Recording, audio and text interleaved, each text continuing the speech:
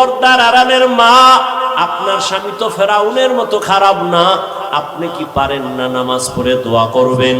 স্বামীরে যদি বলতেন স্বামী নামাজ পড়ার চেষ্টা করো, কামাই রুজি করো, তুমি হারাম টাকা ঘরে আনবা না, যদি এভাবে বুঝাইতেন হারাম টাকা খাইয়া নিজের রক্ত নাপাক করব না, সন্তানেরটাও নাপাক করতে দিব না, দুনিয়ার কোন স্বামী হারাম কামাই ঘরে নিতে পারতো না। এরে আম্মা জান, আপনার মতো কত মা এই অঞ্চলে এখনো পাবেন, পর্দা রক্ষা করে চলে, নামাজ ছাড়ে না, স্বামীর মাল হেফাজত করে, সন্তানগুলোকে আদর্শওয়ালা বানানোর চেষ্টা করে, কখনো মোবাইলে চরিত্র বিক্রি করে না। এরে আম্মা জানেরা, আপনারা কেন পারবেন না? ও যুবক বাবা, এখনো সময় আছে, তওবা করে নাও। জীবনে তো কম নামাজ ছাড়লা না, মনে চাইছে পার্কে যাবা, দৌড়ায় গেছো, কেউ বাধা দিছে ফিরো নাই, মনে চাইছে গুনাহ করবা, করেছো, বাধা মানো নাই, মনে চাইছে নামাজ পড়বা না, পড়ো নাই, হাজার মানুষ বুঝাইছে নামাজ পড়ো নাই, আর কত বাহাদুরি করবা? এখনো সময় আছে, তওবা করে নাও। মনে মনে আল্লাহকে বলো, হে মালিক, জীবনে আর নামাজ ছাড়বো না, আর দাড়ি কাটবো না, বেপরদায় চলবো না, মা বাবার সাথে বেয়াদবি করব না, শিক্ষকের দোয়া নিয়া, উলামায়ে কেরামের পরামর্শ নিয়া, নবীজির তরিকা মেনে চলবো, মা বাবার দোয়া নিয়ে চলবো। জীবনে তো গুনাহ কম করি নাই। মনে মনে আল্লাহকে বলো, হে আল্লাহ, দুনিয়াতে আমার মতো গুনাহগার কেউ নাই, শয়তানের ধোকায় জীবনে অনেক গুনাহ করেছি, আজ থেকে তৈরি হয়ে গেলাম, আমার মতো যুবক যদি জেনারেল লাইনে থাকিয়া নামাজ পড়ে, আমি কেন পারবো না? ও আল্লাহ, তুমি তো হায়াতের মালিক, রিজিকের মালিক, সম্মানের মালিক, আজ থেকে আর নামাজ ছাড়বো না, দাড়ি কাটবো না। ও আমার যুবক বাবারা, কার পেছনে পইরা নামাজ ছাড়ছো?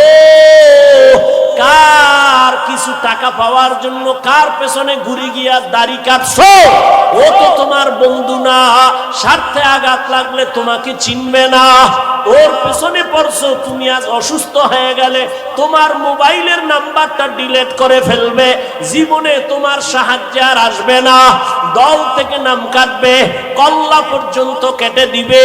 কার পেছনে পড়িয়া 2 টাকা পাওয়ার লোভে নামাজ হারাইছো, দাড়ি কাটছো, বেপরদায় চলতেছো, এরা সব ধান্দাবাজ আর চান্দাবাজ, এরা তোমার আপন কোনো বন্ধু না। এই দুনিয়ায় তোমার আপন বন্ধু উলামায়ে কেরাম। ওই উলামায়ে কেরামের দোয়া নিয়ে সামনে আগাও। ওরে তুমি বিপদে পড়লে কেউ নাই, কেউ যাবে না, কিন্তু উলামায়ে কেরাম কলিজা ভরে দোয়া করবে, কোনোদিন বরদোয়া করবে না। এখনো সময় আছে, তওবা করে নাও। রিজিকের মালিক কে? তাহলে কার পিছনে ঘুরে নামাজ ছাড়ছো? রিজিক তো আল্লাহ দিবে, তুমি বেনামাজির পিছনে দৌড়াও কেন? আল্লাহ রিজিক দিবে। গর্তের পিপিলিকার খানা কে দেয়? জঙ্গলের প্রাণীর খানা কে দেন?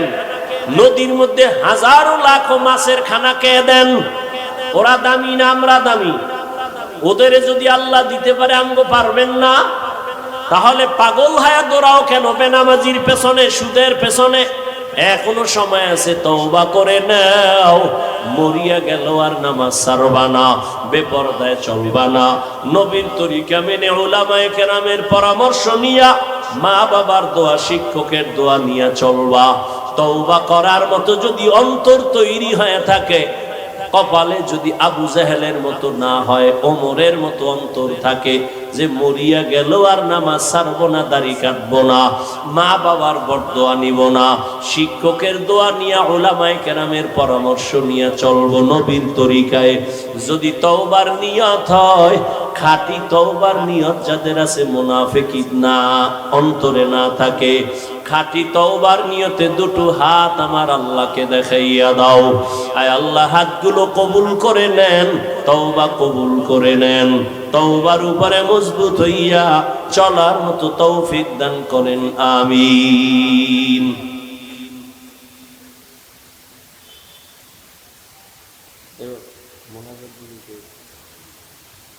তো আমি দোয়া করি, আল্লাহ আমার প্রত্যেকটা যুবককে কবুল করে।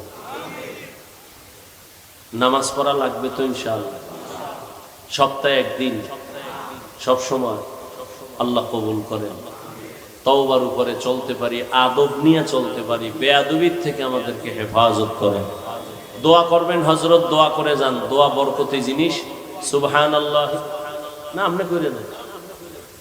আলহামদুলিল্লাহি রাব্বিল আলামিন ওয়াসসালাতু ওয়াসসালামু আলা সাইয়্যিদিল আমবিয়াই ওয়াল মুরসালিন ওয়া আলা আলিহি ওয়া আসহাবিহি আজমাইন ইয়া আরহামার রাহিমিন।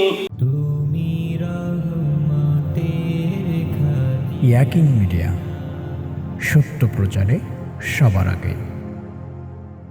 তোমার আমার নবী, কোরআন, হাদিস, কাবা, ধর্ম, কালেমা, দুনিয়াতে আসছি তাও কিন্তু এক। বিদায় বেলা কাফনের সংখ্যা হবে এক।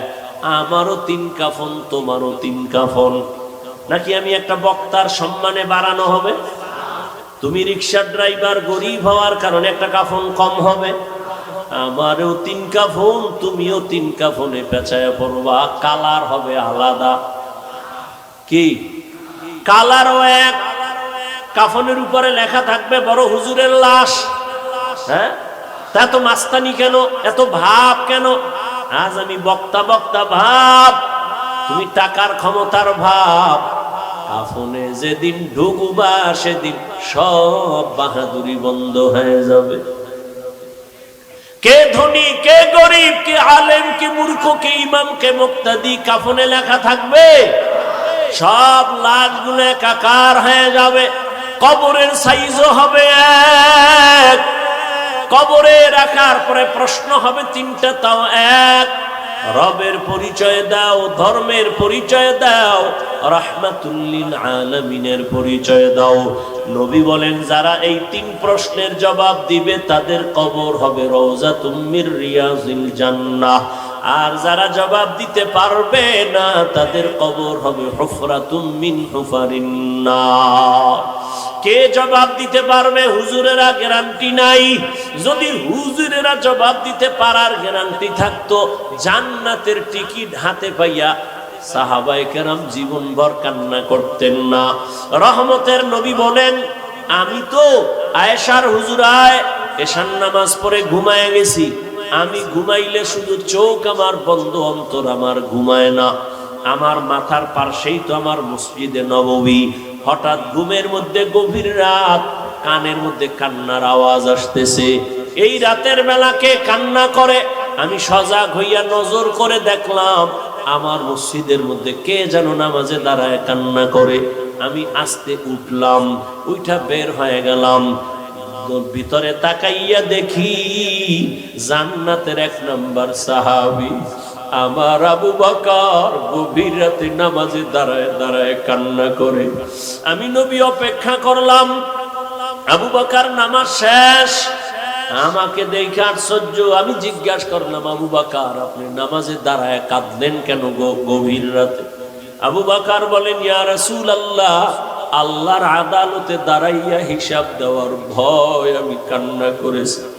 কিয়ামতের ময়দান আপনিই তো বয়ান করেছেন, সব নারী পুরুষ উলঙ্গ দাঁড়াবে, সূর্য মাথার উপরে নেমে আসবে, জাহান্নামের গরমের তাপ, নবীরা পর্যন্ত কান্না শুরু করবেন, এত কঠিন হবে হালাত। ওই সময় আল্লাহ যদি আমারে ডাকেন আর বলেন আবু বকর জাহান্নামের দরজা থেকে দইরা তোমারে জান্নাতের টিকিট হাতে দিছি, বলো আমার কাছে কি নিয়ে আসছো? আমি যদি বলি আল্লাহ তোমার মহব্বতে নামাজ পড়ছি, তেলাওয়াত করেছি, জিকির করেছি, এই আমল নিয়ে আসছি। আল্লাহ যদি বলে ফেলে আবু বকর তোমার আমল আমার কাছে পছন্দ হয় নাই, আমার জান্নাত আমারে দাও, তোমার আমল নিয়ে জাহান্নামে যাও। জাহান্নামের ভয়, আমার হাতে জাহান্নামের হ্যান্ডকাপ লেগে যাবে। সাহাবায়ে কেরাম জান্নাতের টিকিট পাইয়া যদি নামাজে দাঁড়ায় সারা জিন্দেগি কান্না করেন, তুমি আমি কে? তোমার আমার তো কোনো হিসাবই নাই। তুমি আমি মাওলানা দাবি করি, কিন্তু না আসলে আমি মানুষই হইতে পারি না। মাওলানা হইছি ঠিক, আমার সার্টিফিকেট আছে মাওলানা, এটাও ঠিক। তুমি মুফতি সাহেব, এটাও ঠিক। তবে ভালো করে বুঝো, একটু আগেই বলেছি আল্লাহ কিন্তু বলে নাই মাওলানা না হইয়া কবরে আসবা না, মুফতি সাহেব না হইয়া মরবা না। আল্লাহ বলে তোর মুফতিগিরির দাম নাই, মাওলানাগিরির দাম নাই, আমার কাছে আসার আগে মুসলমান হইয়া কবরে আসবা। মুসলমান হইয়া মরার ব্যাখ্যা কি? আল্লাহ মুমিনকে বলেন মুসলমান হইয়া মর, কোন বেঈমানকে বলেন নাই। ওরে মুমিন আমরা যারা এখানে মুমিন প্লাস মুসলমান, আবার আমাদের কেন বললেন মুসলমান হইয়া মরো? এই কথা বলার কারণ কি? মুমিন তো আমরা মুসলমান সব এক, আবার আল্লাহ কেন বললেন ও মুমিন মুসলমান হইয়া মরো? তাহলে কি আমরা মুমিন হইছি, মুসলমান হইতে পারি নাই? কেমন কেমন যেন একটু প্রশ্ন। আবার এক আয়াতে আল্লাহ বলেন ইয়া আইয়ুহাল্লাযীনা আমানু দুখুলু ফিস সিলমি কাফা ওয়া লা তাত্তাবিউ খুতুওয়াতিশ শাইতান ইন্নাহু লাকুম আদুউম মুবিন।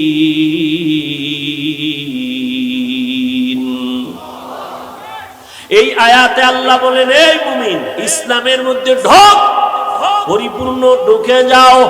আল্লাহ আর এক আয়াতে আরো স্পষ্ট করে বলেন ইয়া আইয়ুহাল্লাযীনা আমানু আমিনু বিল্লাহি ওয়া রাসূলিহি, ও মুমিন আল্লাহর উপরে রাসূলের উপরে ঈমান আনো। এখানে আমরা সবাই মুমিন না?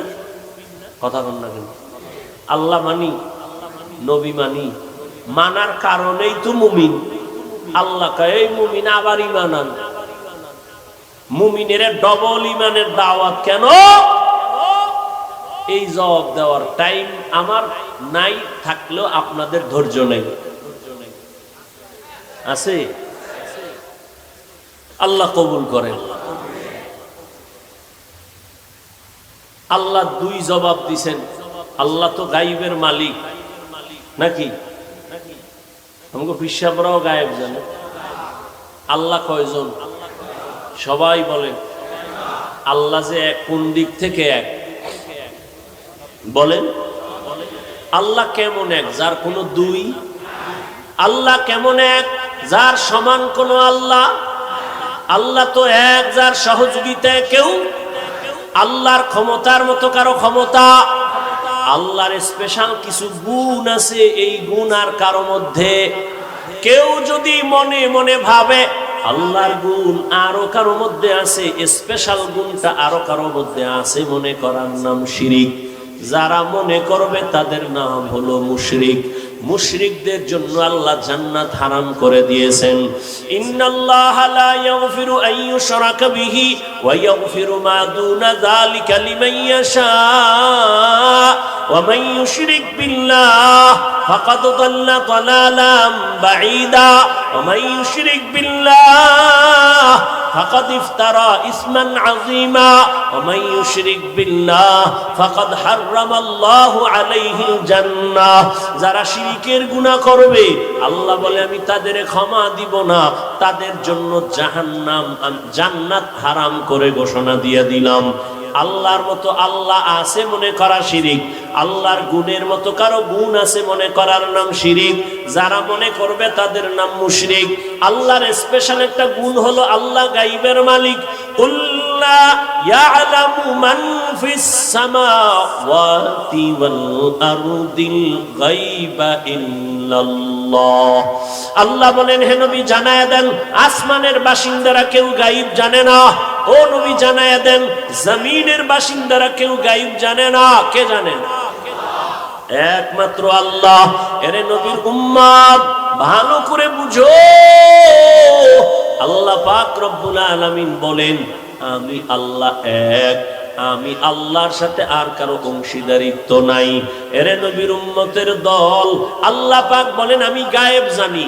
একটা পর্যায়ে আসবে আমার আখিরি নবীর উম্মতের মাঝে আমি আমি আমি আমি ভাব নিয়া বেঈমানের সাথে মোকাবেলা করার তুলনায় নিজেরা নিজেরা ঝগড়া করবে বেশি। আমরা বেশি বেশি করি না? আমরা নিজেদের মধ্যে তর্ক বেশি। আজ আমরা যদি একটু তর্ক বন্ধ করে সব যদি এক হাতে হাত রাখতাম, কিছু লাগবে না, আন্দোলনও লাগবে না, স্লোগানও লাগবে না, শুধু এক ময়দানে যদি সব আলেম আসতো, এইটা দেখাই বেঈমান আর নাস্তিকদের ঘুম হারাম হয়ে যাইতো। আল্লাহ জানেন শেষ জমানায় মানুষ আমার উম্মত নবীর উম্মতের মাঝে মুমিনে ঝগড়া করবে, রক্তক্ষয়ী সংঘর্ষ লাগাবে, নিজেরা অহংকারী ভাব নিয়ে। কি কইবে নবী কাফেরের কাছে দাওয়াত দিছে, তোমরা মুমিন হইয়া কেন মুমিনের দাওয়াত দাও? এরকম ঝামেলা আছে না নাই? চট্টগ্রামে নাই? নবী দাওয়াত দিছে কাফেরের কাছে, ও তাবলীগ ওয়ালারা, তোমরা এক মুমিন আর এক মুমিনের কেন কালেমার দাওয়াত দাও? আল্লাহ কয় আমার কোরআন থেকে জবাব নিয়ে যাও। আমি আল্লাহ মুমিনকে ডবল দাওয়াত দিলাম, ইয়া আইয়ুহাল্লাযীনা আমানু আমিনু বিল্লাহ। আল্লাহ যদি মুমিনকে আবার ইমানের ডবল দাওয়াত দিতে পারে, আমরা মুসলমান কেন মুসলমানের দাওয়াত দিতে পারবো না? আমি তো বসেই বললাম আজকে বয়ান করব হিন্দুদের মন্দিরে, খ্রিস্টানদের গির্জায়। 12 মাস মুসলমানের পেছনে দৌড়ায়, ঘুমানোর টাইম নাই, এরপরও লাইনে রাখা যায় না। বিধর্মীরে দাওয়াত দিব কখন? আর এই প্রশ্ন যারা অনর্থক করে, এরাও কিন্তু প্রশ্নের সাথে মিল নাই। যারাই প্রশ্ন করে এরাও কিন্তু মুসলমানের দাওয়াতি মজলিসে বসে এই প্রশ্ন উঠায়। তোমরা হিন্দুদের মন্দিরে গিয়া যদি দাওয়াত দিয়ে কইতে আমরা হিন্দুদের মন্দিরে আসছি, তোমরাও যাও, তোমরা কেন মুসলমানের দাওয়াত দাও? এই যে বললাম, যেই মুসলমান আপনার আল্লাহ আমার আল্লাহ এক, নবী এক, কোরআন এক, কাবা এক, ধর্ম এক, কালেমা এক, সব এক, অথচ আপনারা অনেক ভিআইপি জগতের মুসলমান। কেন? আমি মাথায় টুপি না দিলে লজ্জা পাই। ও নোয়াপাড়ার মুসলমান, তুমি কেমন? তুমি টুপি দিতে লজ্জা পাও, তুমি কত ভিআইপি মুসলমান। আমি দাড়ি কাটতে লজ্জা পাই, তুমি দাড়ি রাখতে লজ্জা পাও। তুমি কত বড় ভিআইপি মুসলমান। কোন জগৎ থেকে তোমারে আল্লাহ আলাদা বানাইছে? আমি নামাজ না পড়লে লজ্জা পাই, তুমি কেমন মুসলমান? নামাজ পড়তে গেলে লজ্জা পাও। ও যুবক, আমি দাড়ি কাটতে লজ্জা পাই, তুমি দাড়ি রাখতে লজ্জা পাও। শুধু কি লজ্জা পায়, আবার উল্টা আমগো প্রশ্ন দিয়ে আটকানের লেগে বয়ে থাকে। দাড়ি না রাখলে অসুবিধা কি? টুপি না পরলে অসুবিধা কি? কত বড় বেয়াদব যে একটা মুসলমান রাসূলের উম্মত হইয়া দাড়ি রাখতে পারে না, নামাজ পড়তে পারে না, সে দিল নরম কইরা হুজুরে রেখে, হুজুর নবীর আদর্শ মানতে পারিনি, একটু দোয়া কইরেন, চেষ্টা করুন। এটা না আদব? কত বড় বেয়াদব হইলে অন্তরের মধ্যে প্রশ্ন রেডি রাখছে, হুজুরে জিগাইলি আমি প্রশ্ন ছুড়ে দিব। টুপি না পরলে অসুবিধা কি? দাড়ি না রাখলে অসুবিধা কি? আমার নবী যদি কয় তোর মতো বেয়াদব আমি মুহাম্মদের উম্মত স্বীকার না করলে কি অসুবিধা কি? তুমি মুসলমান, তোমার অন্তরে এই প্রশ্ন আসে কিভাবে? তুমি পারো না, তোমাকে তো কেউ জাহান্নামী বলে না। তুমি দোয়া চাইবা, হুজুর চেষ্টা করবো নবীর তরিকা যেন মাইনে চলতে পারো। তুমি কত বড় গাধা, তুমি উল্টা প্রশ্ন করো। নামাজ না পড়লে অসুবিধা কি? দাড়ি না রাখলে অসুবিধা কি? টুপি না পড়লে অসুবিধা কি? তুই ইসলামটাকে কি বানাইতে চাও? তামাশা মনে করেছো ইসলাম? খেলনা মনে করেছো? ইসলামটাকে খেলনার পাত্র বানিয়েছো। মুসলমানের সন্তান কই পেয়েছ এই দুঃসাহস? কোন বেঈমান আর মুনাফিক তোমাকে এই প্রশ্ন শিখায় দিয়েছে? কিসের মুসলমান তুমি? গৌর গোবিন্দ সিলেটের জমিনে ওই বেঈমানের মোকাবেলা করতে তো বেতের বাড়ি লাগে নাই। শাহজালালের তাহাজ্জুদের কান্নার ফজরের আজান, কই তোমার সে তাহাজ্জুদ? কই তোমার সে আজান? কই নামাজ? সারাটা রাত মোবাইল দেখে কবিরা গুনাহ করে চেহারাটা নষ্ট করে ফেলেছো। ভাব দেখাচ্ছ তুমি বড় বুজুর্গ, আলেমের ভুল ধরো। এই বেয়াদবি কে শিক্ষা দিয়েছে তোমাকে? তুমি লিখে রাখো আমার কথা, যদি মরে যাই কবরে জুতা মারবি যদি মিথ্যা হয়। যদি এখনো তওবা না করো, আলেমের বিরোধিতা করে, তোর মরা হবে জীবনের পঙ্গু হওয়া মরা। লিখে রাখিস, তুই পঙ্গু না হয়ে মরবি না। তওবা যদি করো, খোদায় দরজা খুলে দেয় ওমরের মতো, শুকর আল্লাহর দরজা। একটা মুসলমান যার আদর্শ দেখলে মানুষ চলে আসবে দিনের দিকে। বেঈমানের সাথে তর্ক নাই, মুমিনে মুমিনে তর্ক। এরে উঠাও, এনে নামাও, 24টা ঘন্টা এই নিয়ে জীবন কাটাচ্ছে। নামাজ নাই, রোজা নাই, তেলাওয়াত নাই, খবর নাই, মায়ের খবর নাই, মাইয়ার খবর নাই, বউয়ের খবর নাই, পরিবারের খবর নাই, খালি আলেমদের সমালোচনা সমালোচনা। তো এদেশে আলেম যদি না থাকে তো ইসলাম কই? ইসলামটাকে এত দুর্বল মনে করেছো কেন? আমি তো এতক্ষণ যে চিল্লাইছি, একবারও কি বলছি এই স্কুল কলেজ বাদ দিয়া সব কওমিতে ঢোক, নাইলে তুই শেষ? বলছি? ও যুবক বাবারা, ভালো করে খেয়াল করো। আমি পাঁচকল্লি টুপি মাথায় দিলাম, একবারও বলি নাই তুমি পাঁচকল্লি মাথায় দাও, না হয় ধ্বংস। আমি কওমি মাদ্রাসার সন্তান, আমি তাবলীগের লাইনের সন্তান, আমি পীরের মুরিদ। তোমাকে একবারও বলি নাই যুবক বাবা পীরের কাছে যাও, তাবলীগে যাও, না হয় তুমি ধ্বংস। একবারও বলি নাই। বরং আমি চট্টগ্রামের মানুষের বলে যাই, দোয়া করে যাই, ও যুবক তুমি স্কুলে পড়ো, ধন্যবাদ, শুকর আদায় করে দোয়াও করে যাই, তুমি স্কুলেই পড়িও, ডাক্তার হও, ইঞ্জিনিয়ার হও, ব্যবসায়ী হও, চাকরিজীবী হও, প্রফেসর হও। আমগো মাদ্রাসায় সব বীর জমানের দরকার নাই, আমগো মাদ্রাসায় ছাত্র অনেক বেশি, এটি কমানোরও দরকার। ছাত্রের অভাব নাই। কলেজ ভার্সিটি বন্ধ করে মাদ্রাসা আসার কোনো যৌক্তিকতা নাই। বরং তুমি ওখানে লেখাপড়া করে ডাক্তার হও, ইঞ্জিনিয়ার হও, প্রফেসর হও, ব্যবসায়ী হও, চাকরিজীবী হও। তবে একটা দাবি, বেয়াদব জীবনে হইও না রে বাবা। যদি তুমি মা বাবার সাথে বেয়াদবি করে বরদোয়া নাও, পঙ্গু হয়ে যাবা, তোমার জীবন নষ্ট। তুমি যদি বেয়াদবি করিয়া ডাক্তার হও, ডাক্তার হইলে তুমি বেয়াদবি মার্কা ডাক্তার যদি হও, তুমি তাসলিমার মতো জুতা খায়া পালানো ছাড়া উপায় হবে না।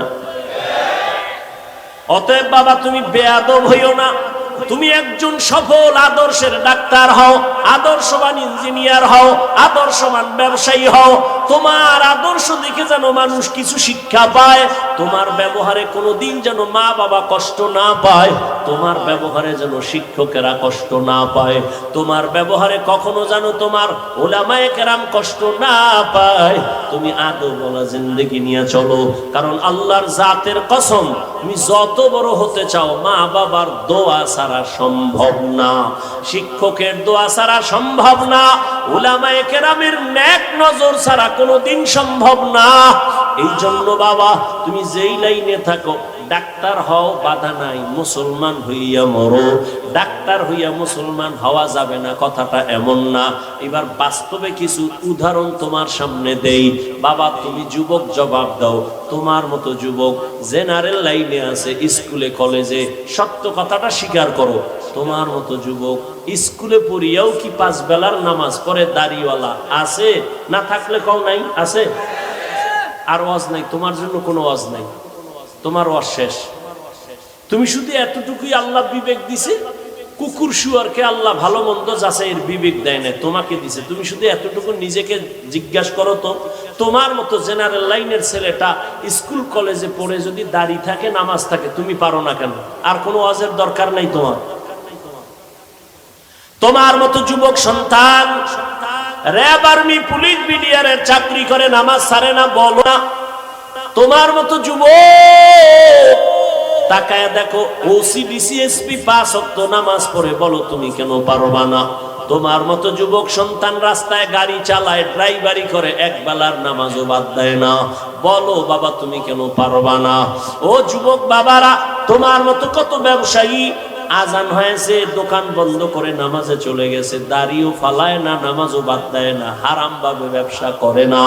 এমন বান্দা আছে, তুমি কেন পারবা না?